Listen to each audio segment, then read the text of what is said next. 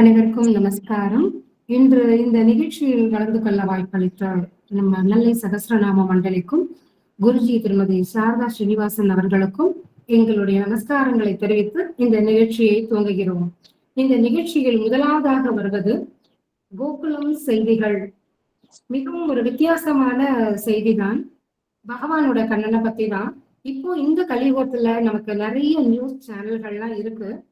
ஆனா அப்போ அந்த யுகத்துல எல்லாம் அந்த மாதிரி சேனல்கள்லாம் எதுவுமே இல்லை. அப்படி இருந்திருந்தா கிருஷ்ணரை பத்தி என்ன மாதிரியான நியூஸ் எல்லாம் கொடுத்திருப்பாங்க எப்படின்றது ஒரு சின்ன கற்பனையோட சேர்ந்து நமக்கு இப்ப வரப்போகுது. அந்த செய்திகளை எல்லாம் நம்மளும் சேர்ந்து ரசிப்போம், கேட்போம். வாங்க. இன்னைக்கு இந்த செய்திகளை வாசிப்பவர் திருமதி ஆர் தனுஜா அவர்கள்.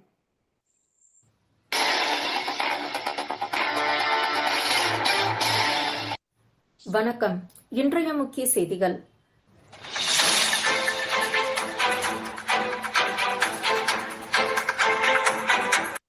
நீல நிற சிறுவனால் தினம் ஒரு லீலை.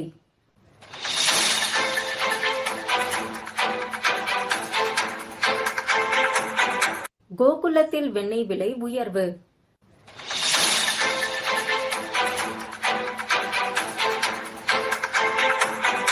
சூறாவளி ரூபத்தில் வந்த அசுரன் மரணம்.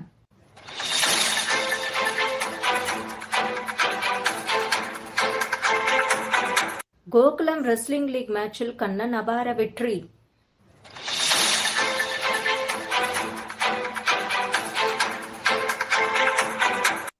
கோகுலத்தில் வரலாறு படைத்த கோபிகை.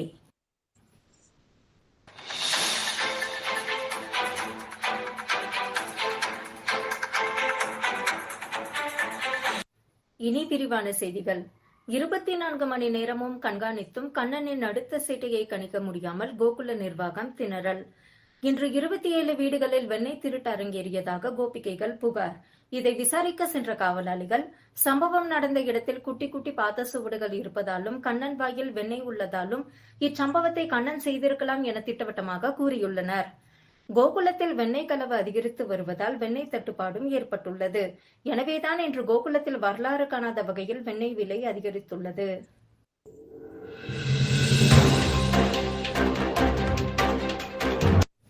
வானிலை அறிக்கை. கோகுலத்தில் சூறாவளி.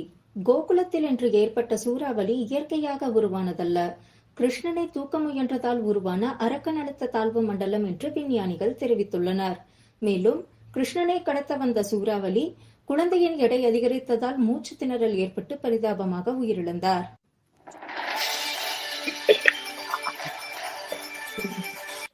வணிக செய்திகள். துவாரகை பங்கு சந்தையில் அவல் 50 AVL 50 என்னும் புதிய குறியீடு அறிமுகம் செய்யப்பட்டுள்ளது. சுதாமா முதலீடு செய்த பிறகு அனைத்து பங்குகளும்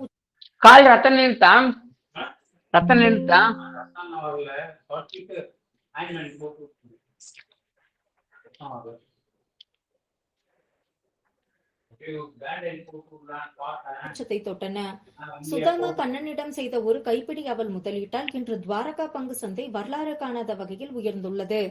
துவாரகை பொருளாதார நிபுணர்கள் இது புல் மார்க்கெட் இல்ல கிருஷ்ண மார்க்கெட் என்று கூறியுள்ளனர்.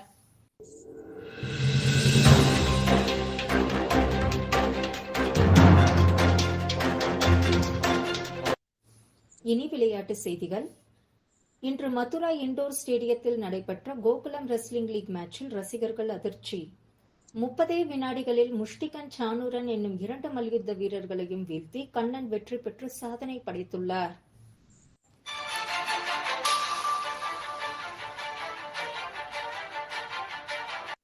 இனி பல்சுவை செய்திகள். ஏலக்காய் பாலால் கோகுலம் ஸ்தம்பிப்பு. கோகுலத்தில் உள்ள ஒரு கோபிகை மாடுகளுக்கு மாட்டு தீவனத்துடன் ஏலக்காயையும் கலந்து கொடுத்து இயற்கையிலேயே நறுமணம் கமலும் ஏலக்காய் பால் தயாரித்து சாதனை படைத்துள்ளார். சாதனை படைத்த கோபிகைக்கு பால் ரத்னா விருது வழங்க கண்ணன் கோரிக்கை. இத்துடன் இன்றைய செய்திகள் நிறைவடைந்தன. மீண்டும் செய்திகள் நாளை மதியம் 2 மணிக்கு தொடரும். மேலும் கண்ணனின் லீலைகளை உடனுக்குடன் தெரிந்து கொள்ள www.gokulamnews.in. நன்றி, வணக்கம். அடுத்ததாக வருவது நவவித பக்தி. ஸ்ரீமத் பாகவத புராணத்துல 7வது ஸ்கந்தத்துல அத்தியாயம் 5ல பிரகலாதன் தன்னோட தந்தையிடம் சொல்வாரு. நாராயணன் கிட்ட பகவான் கிட்ட எப்படி பக்தி பண்ணணும் அப்படின்னு சொல்வாரு. श्रवणं कीर्तनं विष्णो स्मरणं पादसेवनम् अर्चनं बन्धनं दास्यं சக்கியம் ஆத்மநிவேதனம். இந்த 9 வகையான பக்தியை பத்தி தான் நம்முடைய அடியார்கள் பேச வந்திருக்காங்க. வாங்க கேட்கலாம்.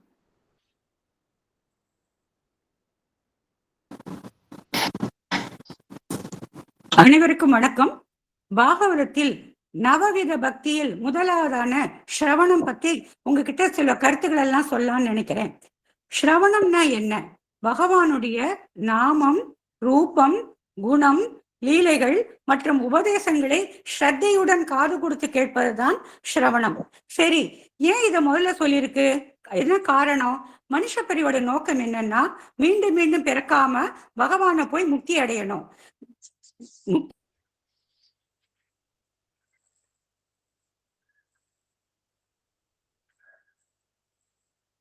மற்றும் பூஜைகள் மூலம் முக்தி அடையா சொல்லியிருக்கு. ஆனா பாருங்க, கலியுகத்துல எதுவுமே வேண்டாம், ஸ்ரவண பக்தி மட்டும் பண்ணினா போறோம், நம்ம முக்தி அடைய முடியும்னு சொல்லியிருக்கு. இதுதான் ஸ்ரவண பக்தியோட ஒரு பெரிய மகிமைன்னு சொல்லலாம். இன்னொரு காரணமும் இருக்கு. இது ரொம்ப மிக மிக மிக சுலபமான வழி. ஸ்ரவணத்தை எந்த வயசுலயும், எந்த இடத்திலும், எந்த சூழ்நிலையிலும் யாராலும் பண்ண முடியும்.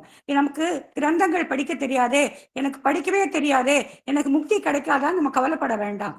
பகவானுடைய நாமம், ரூபம், லீலைகள், உபதேசங்களை ஸ்ரத்தையுடன் கேட்கும் பொழுது மனசுல இருக்கிற தாபங்கள் போறது, கிளேஷங்கள் மறையிறது, மனசுல அமைதி உண்டாருது. மனசுல அமைதி உண்டாருனால கோபம், பொறாமை, அகங்காரங்கள் இதனால ஏற்படுற பாவங்கள்லாம் போயிடுறது. மனசு அமைதி ஏற்படுறதுனால பகவான் மேல பக்தி ஏற்படுறது. பக்தி பிரேமி அதிகமாகி கடைசியில முக்தி கிடைக்கிறது. பகவத் கதா அமிர்தமான கிருஷ்ணனுடைய கதைகளை கேட்காம நம்ம பகவானை அறிய முடியாது. அவனை அறியாவிட்டா அன்பு வராது, அன்பு இல்லாட்டா உண்மையான பக்தி கிடைக்காது. அதனால் பக்தியின் விதைதான் ஸ்ரவணம். இதைதான் கோபிகா கீதத்துல சொல்றா. தவ கதாமிருதம் தப்த ஜீவனம் கவி பீடிதம் கல்மஷாபகம் ஸ்ரவண மங்களம் ஸ்ரீமதா ததம் புவி கிரணந்தி தே பூரிதா ஜனாக. ஜீவாத்மாக்கள் 3 விதமான தாபங்கள் இருக்கு.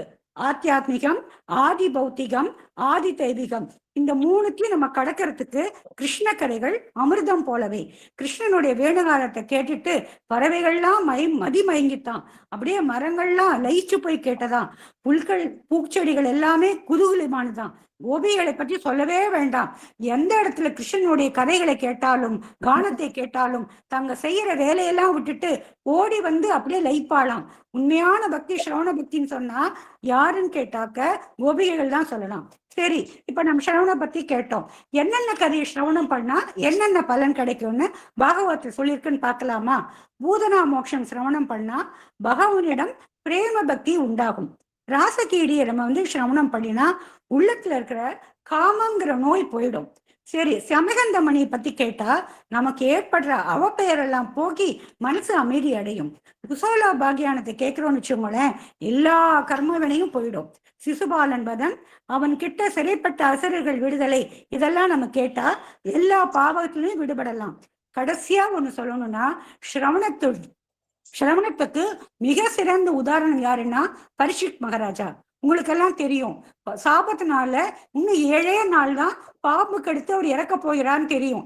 ஆனா அந்த 7 நாள் அவர் என்ன பண்ணார்னா, பூஜை பண்ணல, யாகம் பண்ணல, எந்த தவமும் செய்யல, பகவானுடைய நாமாவை சிரமணம் பண்ணினார். பகவத்கீதை அவர் ஸ்ரத்தையோட சுகபிரம்மத்தோட பாகவதம்ங்கிற அந்த கிருஷ்ணனுடைய கதைகளை தான் சிரமம் பண்ணார். நேரடியா முக்தி அடைஞ்சார். அடுத்தது பிரகல்லாதன் எப்படி?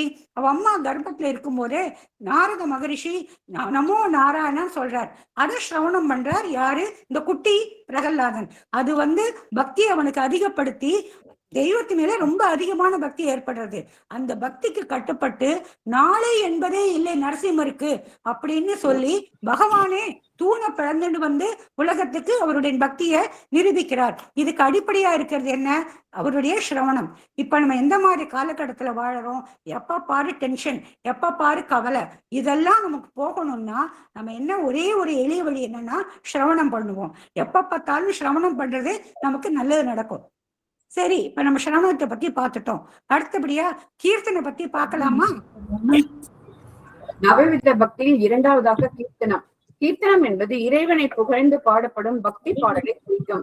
பகவானின் நாமங்கள், குணங்கள் பற்றி கேட்டே நினைத்து பக்தியுடன் அவரை பாடி அர்ப்பணிப்பதுதான் கீர்த்தனம். தமத்புதம் பாலகம் அம்புஜேக்ஷணம் சதுர்புஜம் சங்ககதாத்யுதாயுதம் ஸ்ரீவத்ஸலக்ஷ்மம் கலசோபி கௌஸ்துபம் பீதாம்பரம் சாந்திர வயோத சௌபகம். கிருஷ்ண ஜனன சங்க சக்கர கதாதாரியாக வாசுதேவனை கண்டார் வசுதேவர். அடுத்து நம்ம சுகபிரமர் 7 நாட்கள் பரீட்சித் மகாராஜாவிற்கு உபதேசித்த பாகவதம் முழுவதுமே கீர்த்தனம் தானே. 2 லைன் 4 லைன் 8 லைன் வரும். பக்தியை நம்ம ஹிருதயத்தில் வளர்த்தது ஸ்ரவணம். அப்படி வளர்த்த பக்தியை வெளிப்படுத்தியது கீர்த்தனம். ராசலீலையில பார்க்கலாம். ராசலீல கோபிகைகளுக்கு கிருஷ்ணரின் மேல அன்பு ரொம்ப வந்தது. இந்த பக்தி அவன் பிரிஞ்சு சென்ற போது துக்கம் தாங்க முடியாமல் வாயால வெளிப்பட்டதுதான் கோபிகா கீர்த்தம். இது ஒரு கீர்த்தனம் தானே. ஜெயதே திகம் கிருஷ்ணா ஜன்மனா விரஜக ஷயதயம் தீரா கிருஷ்ணா சஸ்வதத்ரகி தைதஷ்யதாம் கிருஷ்ணா திக்ஷு தாவகாகா துவைக்ருதா சவ கிருஷ்ணா துவாம் விசின்வதே. கவலையெல்லாம் மறந்து போகணும் நம்ம கோபிகா கீதம் பாடினாலே. ஏன் அடுத்து நமக்கு நாரதரை பார்க்கலாம். பகவானோட நாமத்தை நமக்கு முதல்ல குருவா இருந்து சொல்லி தந்த நாரத மகரிஷி செய்தது கீர்த்தனம் தானே. நாராயண நாராயண நாராயண நாராயண நாராயண நாராயண நாராயண நாராயணாம். வேணுகீதம். மயில் தொகையை தலையில வச்சுட்டோம். கன்னிக்கார புஷ்பத்தை காதுகளில் வச்சுட்டு வரும். வைஜெயந்தி மாலையை தரித்தவரும் தம்முடைய பாத ஸ்பர்ஷத்தால் பிருந்தாவனத்திற்கு அழகை செய்பவரும் புல்லாங்குழலினால் அதன் துவாரங்களை உதட்டிலுள்ள அமிர்தத்தால் கானம் செய்பவருமாகிய கிருஷ்ணன் கோபஸ்திரீகள் துதித்ததுதான் இந்த இதை கேளுங்க. பர்காபீடம் நடவர வபுகோ கர்ணயோ கர்ணிகாரம் விப்ரத்வாச கனக கவிஷம் வைஜெயந்தீம் சமாலாம் ரந்த்ரான் வேணோஹோதர சுதயா பூரயன் கோப பிருந்தைகி பிருந்தாரண்யம் ஸ்வபதரமணம் காவிஷத் கீத கீர்த்திகி. அடுத்து உத்தவ கிருஷ்ணரோட பயங்கர க்ளோஸ் ஃப்ரெண்ட். நல்லா தெரியும் நமக்கு. கோகுலத்துக்கு வந்த போது கோபிகைகள்லாம் ஒரு வண்டுகிட்ட பேசுவது போல கிருஷ்ணரை பற்றி செய்த ஸ்துதிதான் விரக கீர்த்தனம். சம்வீக்ஷ்ய கிருஷ்ணானுச்சரம் விரஜஸ்திரியக பிரலம்பபாகும் நவகஞ்சலோச்சனம் பீதாம்பரம் புஷ்கர மாலினம் ரசன் முகாரவிந்தம் மணிமுஷ்ட குண்டலம். அடுத்து நமக்கு பாகவதத்திலேயே முதல் ஸ்துதிங்கிறது உத்தர ஸ்துதி தான். இதை டெய்லி சொன்னாலே நல்லது. கர்ப்பமா இருக்கிறவா சொன்னா ரொம்ப நல்லதுன்னு சொல்லுவா. பாகி பாகி மகாயோகிம் தேவ தேவ ஜகத்பதே நாண்யம் தவயம் பஷ்யே யத்ர மிருத்யு பரஸ்பரம் அபித்ரவதி மாமீஷ சரஸ்தப்தாய சோவிபோ காமம் தகது மாம்நாத மாமே கர்ப்போ நிபாத்தியதாம். சகல ஜகத்திற்கும் அதிபதியேன்னு உத்தர ஓடிண்டு வர கிருஷ்ணர் கிட்ட. ஏன் சொன்னா அஸ்வத்தாமன் போட்ட அம்பு உத்திரையை நோக்கி வேகமா வந்துட்டு இருக்கு. கிருஷ்ணா, எனக்கு ஏதாவது ஆனா கூட பரவாயில்ல, என் வயிற்றுல வளர சிசுவை காப்பாற்றணும்னு சொல்லி புலம்புறா. கிருஷ்ணர் அவள் கர்ப்பத்தில் சென்று குழந்தையை காப்பாற்றுகிறார். கர்ப்பவாசத்திலேயே பரீட்சித்துக்கு கிருஷ்ணரின் கடாட்சம் கிடைத்தது அகோபாகியம் தானே. அதாவது நமக்கு கீர்த்தனங்களால பகவான் மகிழ்ச்சி அடைகிறார். எல்லா கோவில்களிலுமே ஷோடச உபச்சாரம்னு பகவானுக்கு பண்ணிட்டு சங்கீதம்னு சொல்லுவா, கீர்த்தனம் பாடுவார்கள். பூக்கள் இன்று இல்லையே, நீ கவலைப்படாதே, என்னை பாமாலையால் பூஜை செய், பகவான் சந்தோஷம் அடைவார் என்கிறது புராணங்கள். அப்புறம் கிருஷ்ணரை நம்ம ஹிருதயத்தில் கொண்டு வருவது சிரவணம். ஆனால் கீர்த்தனம்ங்கிறது கிருஷ்ணரின் மற்றவர்களுடன் பகிரச் செய்கிறது. ஹிருதயத்தில் பக்தி பெருக கீர்த்தனம் அவசியம். அடுத்து ஸ்மரணம் பற்றி கேட்போமா? நமஸ்காரம். நவவித பக்தியில 3ஆவதா வர்றது ஸ்மரணம் பக்தி. இந்த ஸ்மரணம் அப்படிங்கிறதுக்கு என்ன பொருள்னா, அதை நம்ம எப்பயுமே பகவான நினைத்து கொண்டே இருக்கிறது அப்படிங்கிறது தான். இந்த நாராயணனோட நாமத்தை நம்ம விடாது ஸ்மரணம் செய்து வேறு விதமாக புரிந்து கொள்ளணும் அப்படின்னு சொன்னா அந்த நாமத்தை ஸ்மரணம் செய்து கொண்டிருந்தால் நம் மரணத்தில் அந்த நாராயணனை அடைவதற்கு உதவியாக இருக்கும் என்ற பொருளும் எடுத்துக்கொள்றோம் நம்ம. இந்த ஸ்மரண பக்தி அப்படின்னா இதுக்கு உதாரணம் சொல்லணும் சொன்னா நமக்கு பக்த பிரகலாதன் தான் ஞாபகம் வரும். ஏன் அப்படின்னு சொன்னா பக்த பிரகலாதன் தன்னோட தாயாரோட கயாது வயிற்றுல இருக்கிறப்பயேவும் நாரத மகரிஷியால பகவானை பத்தி எல்லாவோட கதைகளும் லீலைகளையும் சொல்றப்ப கர்ப்பத்திலிருந்தே ஊன்னு சொல்லி பிறந்தவர் தான் பக்த பிரகலாதன். அதனாலதான் அவருக்கு கர்ப்பத்தில் திருவுடையவன் அப்படிங்கிற பேரும் கர்ப்ப ஸ்ரீமான் அப்படிங்கிற பேரும் இருக்கு.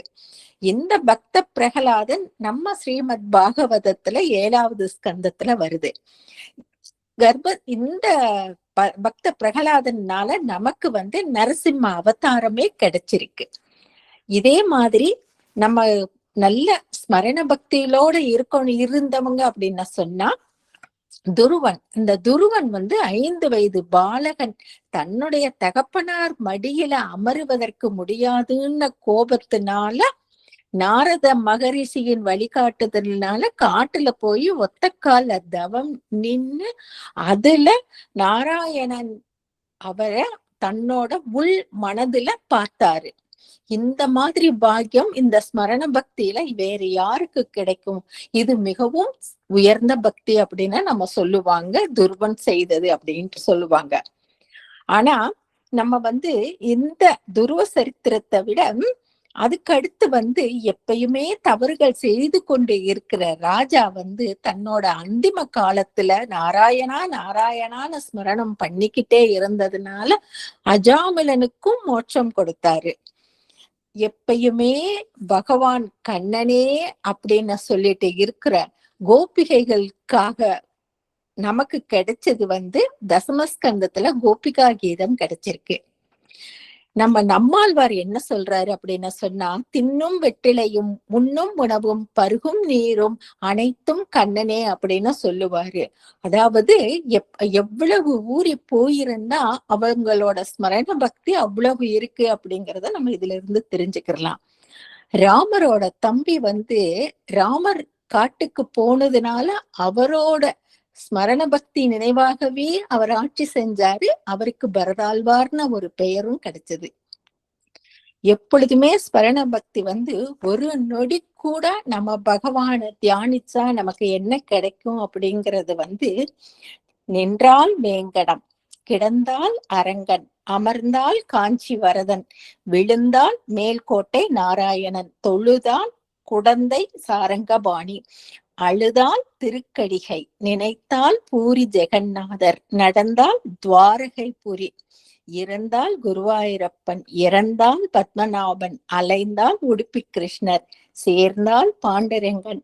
இந்த மாதிரி ஒவ்வொரு தெய்வத்தையும் நாம நினைச்சுக்கிட்டு அவங்களோட நாமங்களை நம்ம சொல்லி ஸ்மரணம் பண்ணி கொண்டு இருந்தாலே அந்த நாமாக்களினாலே நம்ம பகவானோட திருவடிய நாம அடைஞ்சிடலாம் அப்படிங்கிறதுதான் இந்த ஸ்மரண பக்தியோட மகிமை.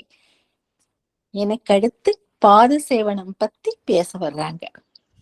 அடியேன் ராதே ராதே. நவவித பக்தியில் 4வதாக வருவது பாத சேவனம். பாத சேவனம் என்பது பகவானின் திருவடிகளுக்கு சேவை செய்வது, அதாவது அவரது திருவடிகளில் நாம் சேவிப்பதுதான் ஆகும். நமக்கு சாட்சாத் மகாலட்சுமி தேவியே பாத சேவனத்தின் முக்கியத்துவத்தை சதா சர்வகாலமும் பார்க்கடலில் எழுந்திருக்கும் ஸ்ரீ நாராயணின் பாதங்களை வருடிக்கொண்டு உட்கார்ந்து நமக்கு சேவை சாதிக்கிறார். பாத சேவனம் என்பது மிகவும் முக்கியமானது. ஸ்ரீமத் பாகவதத்தில் தஸ்யாஃப் பாதாம் புஜாம் சாக்ஷாத் சேவிதம் சர்வ தேகினாம், அனைத்து உயிர்களாலும் வணங்கப்படும் பகவானின் தாமரை திருவடிகளுக்கு சேவை செய்வதே மிகுந்த உயர்ந்த பாக்கியம் என்று நமக்கு கூறியிருக்கிறார்கள். அடுத்ததாக சுதாமா கிருஷ்ணர் திருவடி சேவை உணர்வையே அவ்வாறாக கூறியிருக்கிறார். தஸ்யைவ மே சஹ்ருத சக்கிய மைத்ரி தாஸ்யம் புனர் ஜென்மனி சியாத். பகவான் ஸ்ரீ கிருஷ்ணனின் அன்பும் நட்பும் சேவையும் பிறவியாக நமக்கு நிலைத்து இருக்க வேண்டும். அவருடைய அடியார்களிடமும் நாம் உறவு வைத்துக் கொள்ள வேண்டும். அவ்வாறாக நாம் வைத்துக் கொள்ளும் பக்தி ஸ்ரீகிருஷ்ணனின் திருவடிகளை சேவிப்பதற்கு சமர்ப்பித்து சேவிப்பதற்கு ஒப்பாக இருக்கிறது. ஸ்ரீமத் பாகவதத்திலேயே மிகவும் முக்கியமானது அம்பரீஷ மகாராஜாவின் பக்தி பாத சேவனத்திற்கு சொல்லப்பட்டிருக்கிறது. அதில் சவை மனவ் கிருஷ்ண பாதார விந்தையோ வச்சாம்சி வைகுண்ட குணானு வர்ணனே. அம்பரீஷர் தன் மனதை கிருஷ்ணனின் திருவடிகளிலேயே சமர்ப்பித்து தன்னுடைய பக்தியை வெளிப்படுத்துகிறார். அடுத்ததாக அக்ரூரர் கோகுலத்தில் நுழையும் பொழுது கிருஷ்ணனின் திருவடிகளை பார்த்து தத் தர்ஷனாஹ்லாத விவ்ருத்சம் சம்பிரமக பிரேம்னார்த்தவ ரோமாம் ஸ்ருங்கலா குலேக்ஷணக. அதாவது ஸ்ரீ கிருஷ்ணனின் பாதங்களையும் அதில் உள்ள ரேகைகளையும் கண்டு மிகுந்த மகிழ்ச்சி கொண்டு உடல் புல்லரிக்க ஆனந்த கண்ணீருடன் கலங்கிய மனத்துடன் ரதத்தில் இருந்து குதித்து அந்த கிருஷ்ண சுவடுகளை கண்களில் ஒற்றி கொண்டு சேவித்து கொண்டே நமஸ்காரம் செய்து கொண்டே கோகுலத்திற்கு போய் சேர்ந்து கிருஷ்ணரை பார்த்து மிகுந்த சந்தோஷம் அடைந்தார். நம்மளுக்கு ஸ்ரீமத் பாகவதத்தில் கோபிகா கீதம் என்ற ஒரு இது இருக்கிறது. இதில் கடைசியாக ஸ்லோகமாக சொல்லி இருக்கிறார்கள் இதை.